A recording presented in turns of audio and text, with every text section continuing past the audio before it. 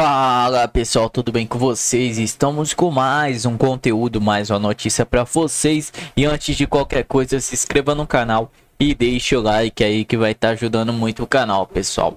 Hoje estamos aí com o Algo Verde, todos os créditos ao canal da Algo Verde. E sem enrolações, vamos reagir ao vídeo. Vitória, o deputado federal Eduardo Bolsonaro declarou em entrevista à BBC News Brasil, publicada ontem, que está disposto a ir às últimas consequências contra o ministro do STF, Alexandre de Moraes. Eduardo participou em Washington de reuniões com representantes do governo do presidente dos Estados Unidos, Donald Trump. Ele disse estar disposto a ir às últimas consequências e retirar esse psicopata do poder, abre aspas. Se depender de mim, a gente vai continuar aqui, dobrando a aposta até que a pressão seja insustentável e que as pessoas que sustentam Moraes larguem a mão dele para que ele vá sozinho para o abismo. Fecho aspas ao que disse Eduardo Bolsonaro. Ele foi perguntado se está preocupado com o impacto em que a tarifa de 50% imposta por Trump aos produtos brasileiros poderia ter nas eleições de 2026 e respondeu que está mais preocupado com a possibilidade de o Brasil consolidar esse regime e viver durante décadas igual a Cuba e igual a Venezuela. Abre aspas. Se a gente chegar nesse ponto, o Brasil vai ter saudades de um tarifaço de 50%. Eu estou preocupado em resgatar a dignidade do Brasil e estou preocupado em ter uma eleição em 2026 com ampla participação da oposição, com Jair Bolsonaro concorrendo, comigo concorrendo, com várias outras pessoas podendo disputar o pleito. Fecho aspas ao que disse Eduardo Bolsonaro. Você sabe, ele está nos Estados Unidos desde fevereiro, quando começou a trabalhar por sanções junto ao governo Trump contra autoridades brasileiras, em especial ao ministro Alexandre de Moraes. Obrigado, Wellington Barros. Olha, entendo que Eduardo Bolsonaro, a resposta é perfeita, em especial com relação ao tarifaço, né? Porque Trump impõe tarifas de 50% a produtos brasileiros, não por uma questão meramente comercial. Sim, também é, mas não meramente comercial. Impõe a tarifa pedindo para que haja e aconteça a anistia, que cesse a perseguição ao presidente Bolsonaro. Lembrando também que, do outro lado, ainda ontem vi vídeos de Lula no anúncio do pacote de 30 bi para ajudar aqueles que sofreram com o tarifaço do Trump, que é outra mentira, né? Outra mentira. É igual o anúncio de ajuda para o Rio Grande do Sul. Anuncia e não chega.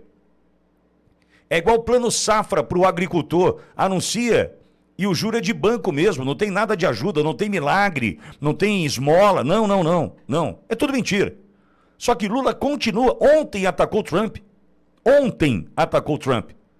Lula que está sozinho com relação à questão do dólar, de acabar com o dólar como a moeda para as negociações, transações. Lula está sozinho, cada vez mais sozinho. Só que, mesmo diante de tudo isso, o que Trump coloca como condição, para a condição do tarifaço, é que seja aprovada a anistia no Brasil e que cesse a perseguição ao presidente Bolsonaro, ok? E a fala do Eduardo Bolsonaro é impecável quando ele diz, olha, eu prefiro a gente enfrentar o que a gente está enfrentando agora do que, de fato, isso aqui se tornar uma Venezuela e uma Cuba. Para mim está claro. Eu também prefiro. Vitória, mas não é você que está pagando, que está com a safra parada, com o produto parado, não é você. Eu entendo. Agora, isso também é um instrumento de pressão que deve partir da sociedade para fazer com que os parlamentares, dentre eles dois, Hugo Mota e Alcolumbre, avancem. A faca e o queijo tá lá na mão dos caras. Ó, estão lá. Opa, Hugo Mota, e aí, hein? Vamos avançar com o fim do foro? Para a gente dar tranquilidade e votar o PL da anistia? Vamos avançar com o fim do foro para dar tranquilidade para empichar Alexandre de Moraes? Ou seja, tem como resolver. A questão do tarifaço tem como resolver rapidamente. Agora, o cerne da questão. Eduardo Bolsonaro vai até as últimas consequências quando o assunto é Alexandre de Moraes. Eu vou te fazer uma pergunta. Eu já posso imaginar qual será a resposta. Diante de tudo o que a gente viu ao longo dos 4 anos do presidente Bolsonaro no poder, a perseguição, a destruição, desumanização do seu nome, da sua família, operações da Polícia Federal, busca e apreensão, agora a tornozeleira, na sequência a prisão domiciliar. Diante de tudo isso, o que você deseja para o seu algoz? Vamos tentar, né, nos colocar na posição do presidente Bolsonaro. Vamos tentar nos colocar na posição deste. Vamos lá, é um exercício de empatia. Imagine perseguição ao seu filho. Imagine você descobrir que Adélio Bispo, antes de tentar matar o presidente Bolsonaro no ataque do 6 de setembro de 2018 em Juiz de Fora, imagine você que Adélio Bispo foi a um estande de tiros em Santa Catarina, em São José, na Grande Floripa, para matar Carlos Bolsonaro. O Carlos é muito querido. O Carlos eu tenho no meu coração. Ele sabe disso. Imagine você pai, vamos lá, exercício de empatia aqui, sabendo que alguém, e Bolsonaro sabe quem é, inclusive a Auriverde tem papel preponderante nisso, motivo pelo qual entendo que eu ganhei a confiança do presidente Bolsonaro, quando apontamos quem contratou o hacker para hackear, então, Bolsonaro, os filhos e Adélio Bispo em maio de 2018. Você lembra? O hacker, segundo o hacker, quem o contratou? Gilberto Kassab. Quem é que teve coragem na imprensa brasileira de tratar desse tema? Você sabia que quando a Veja me ligou para fazer a matéria da Auriverde, a voz da direita, a jornalista me disse assim: Pittoni, o objetivo da matéria é saber como é que se deu esse relacionamento teu com o Bolsonaro. Eu falei, olha, eu posso contar a verdade e você publica a verdade? Eu conto a verdade e você publica a verdade, pode ser? Não publicou. Porque eu disse o seguinte, eu considero amizade, é claro, com o presidente Bolsonaro, mas acima de tudo eu entendo que eu ganhei a confiança do presidente Bolsonaro, quando aqui, corajosamente e sem nenhuma segunda intenção,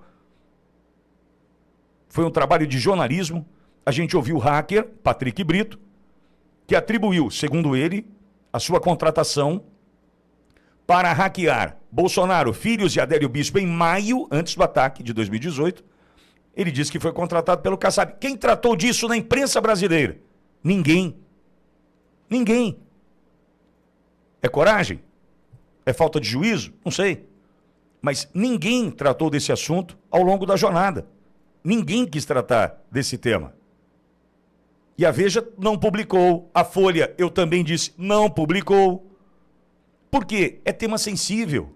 É o sistema. Agora voltamos ao lugar do Bolsonaro. Imagine você sabendo que o sistema teria matado o seu filho, caso ele tivesse naquele dia cumprido com a sua agenda.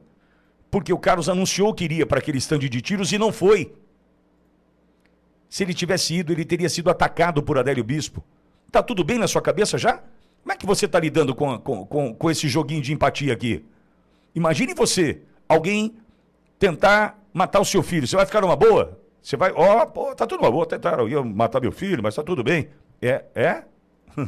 Não. Como é que a gente lida com isso? Esse é o presidente Bolsonaro. E esse é Eduardo Bolsonaro agora, buscando justiça, dizendo que vai até as últimas consequências quando o assunto é Alexandre de Moraes. Que perseguiu e persegue. Mandou prender o presidente Bolsonaro. Está aí preso o Bolsonaro. E você acha que o Eduardo tem que arredar pé agora? Eu entendo, na condição de filho, que ele deve ir às últimas consequências. Ele deve. Deve. O que virá? Não sei. Se vão soltar a mão do Alexandre de Moraes? Acho que não. Dois em especial. Gilmar Mendes e Barroso. Não vejo condição de soltar a mão. Porque a chance de um cair atirando é altíssima. Contando o que fizeram no verão passado. Saudações, Serrão! Saudações, Alexandre Pittoni. Algoritmo Sensor, você ainda não foi sancionado? Impressionante, hein? Saudações, meus amigos, meus amados haters, todos ligados da Auriverde Brasil. Uma dúvida, e que tem muita gente perguntando, mas a gente vai tentar responder. Os Estados Unidos podem fazer operações no Brasil, para combater guerrilha, narconegócio e outros crimes que afetem a saúde americana? Em tese, a resposta é sim, e sem ferir a soberania brasileira. Um detalhe até importante. Na verdade, os Estados Unidos já estão fazendo isso há algum tempo, desde que assumiu a presidência da República o Lourão. Então, já tem muita investigação em andamento, já tem muita gente levantada sobre seu fluxo de dinheiro para lá, para cá, como é que movimenta, empresas que colaboram com o esquema, pequenas, grandes, laranjas, políticos, está tudo mapeado. Então, o jogo vai começar. O fato concreto: o presidente Donald Trump assinou em 8 de agosto uma ordem executiva expandindo o que lá nos Estados Unidos é conhecido como o RICO Act, para combater o crime organizado internacional, incluindo possíveis operações em solo estrangeiro, mais especificamente no solo brasileiro. A lei foi criada para destruir a máfia italiana e agora ela também permite que os Estados Unidos atuem contra facções criminosas do tipo PCC, Comando Vermelho e aquelas que são conectadas a cartéis que enviam drogas para a América. Ou seja, essas organizações que os Estados Unidos já classificaram como organizações terroristas, mas que o Brasil não aceita, não quer fazer isso, porque diz que não estaria dentro do conceito do que o Brasil define como terrorismo. Problema do Brasil, azar do Brasil. O fato concreto é que brasileiros comuns podem ser afetados com bloqueio de contas, investigações de transações e até maior vigilância em aeroportos internacionais. Tem gente já monitoradíssima e sabe disso, com certeza absoluta. Quem está errado sabe que está errado. O governo norte-americano poderá também confiscar ativos criminosos globalmente sem pedir permissão para ninguém. E aí vem aquele papo: se fizer isso, está colocando a soberania brasileira em xeque se mexer com o brasileiro. Jura? O americano não quer tomar conhecimento desse papo de mané. O fato é, a ordem executiva do Trump é uma declaração de guerra formal ao crime organizado mundial. O Brasil está apenas no meio dessa parada errada. E o americano vem para cima disso. O Brasil hoje causa prejuízos para a saúde mental dos Estados Unidos no momento em que o Brasil é aí o corredor de drogas. O Brasil tem facções que colaboram com as grandes facções de México, Colômbia e até das que funcionam no próprio Estados Unidos. O RICO Act já devastou a máfia italiana no passado e agora está mirando facções internacionais, inclusive as brasileiras, que estão operando aí em 23 países com conexões de inteligência, congelamento de ativos e ações diretas. E os americanos não precisam pedir autorização a governo nenhum para tomar as providências. Esse é o ponto sério. Então, fiquem de olho. Grandes operações que podem acontecer em portos gigantescos, como no caso aqui brasileiro, Santos e Paranaguá, onde tem rota de cocaína ou outro tipo de droga, também já está mapeado e pode ter grande operação por ali. No Rio de Janeiro, onde você vê a guerra urbana afetando a cidade mais linda do mundo ali, absurdamente afetada pelo esquema de narco-guerrilha. Tem também outro alvo preferencial desse sistema do RICO Act, é o sistema bancário, que é usado para lavar bilhões. E tem também jogadas inimagináveis que acontecem em países do terceiro mundo, tipo aqui no Brasil. Empresas grandes ou pequenas usando laranjas para lavar dinheiro, sonegar imposto, esquemas assim que já tem investigações abertas, mas saibam que elas são com a colaboração americana por trás. O cidadão brasileiro vai ter problema? Pode ser que sim, pode ser que não, porque Aqui já estão mapeadas todas as transferências internacionais de dinheiro.